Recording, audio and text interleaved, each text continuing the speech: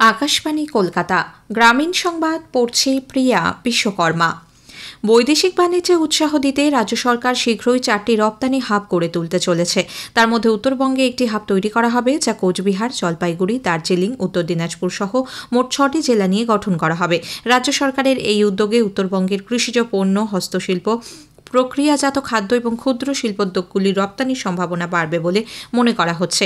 সম্প্রতি রায়গঞ্জে এই প্রকল্পের প্রথম পর্যালোচনা বৈঠক হয়। সেখানে রপ্তানি ব্যবসায় যুক্ত বিভিন্ন ব্যবসায়ী, পাশাপাশি যারা এই খাতে নতুন করে যুক্ত হতে চান এমন উৎপাদকদের সঙ্গে মতবিনিময় করেন সরকারি আধিকারিকরা।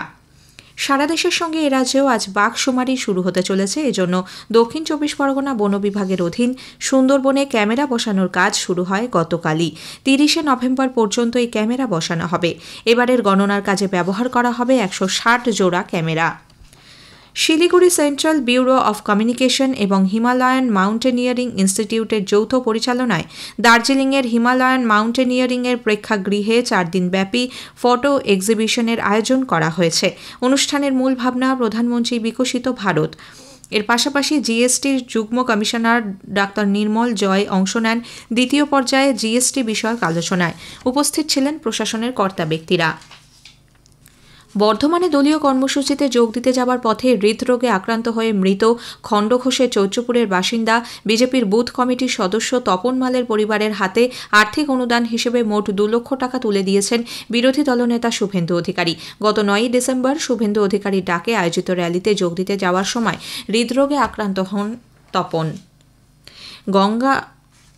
দক্ষিণ 24 পরগনা জেলা প্রশাসনের পক্ষ থেকে গতকাল গঙ্গাসাগর মেলার প্রস্তুতি খতিয়ে দেখা হয়।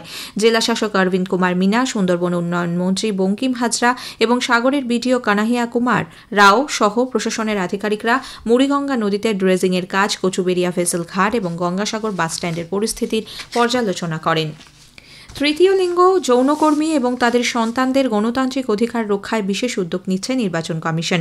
এদের ভোটাধিকার যাতে কোনোভাবেই বিঘ্নিত না হয় তা নিশ্চিত করতে রাজ্যের মুখ্য নির্বাচনী আধিকারিক মনোজ কুমার আগরওয়াল বিশেষ ক্ষমতা প্রয়োগের কথা জানিয়েছেন। তিনি বলেছেন, তৃতীয় লিঙ্গ, যৌনকর্মী বা তাদের সন্তানদের ভোটাধিকার কোনোভাবেই ক্ষুণ্ণ হতে দেওয়া যাবে না। প্রয়োজনে আইন অনুযায়ী বিশেষ ক্ষমতা ব্যবহার করবেন তিনি। রক্ষণাবেক্ষণের কাজের জন্য আজ রাত 11:45 থেকে আগামীকাল ভোর রাত 3:30 পর্যন্ত মোট 225 মিনিট শিয়ালদা ও বিধাননগর রোড স্টেশনের মধ্যে 1 নম্বর ব্রিজের 5 নম্বর লাইনে ট্রাফিক ও পাওয়ার ব্লক থাকবে। এই কারণে আজ আপ ও ডাউন শিয়ালদা নৈহাটি লোকাল বাতিল থাকবে। এছাড়া শান্তিপুর শিয়ালদা লোকাল ব্যারাকপুর স্টেশনে এবং বনগাঁ শিয়ালদা লোকাল দমদম ক্যান্টনমেন্ট স্টেশনে যাত্রা শেষ করবে। গ্রামীণ সংবাদ শেষ হলো। এর পরের খবর 12:50 মিনিটে।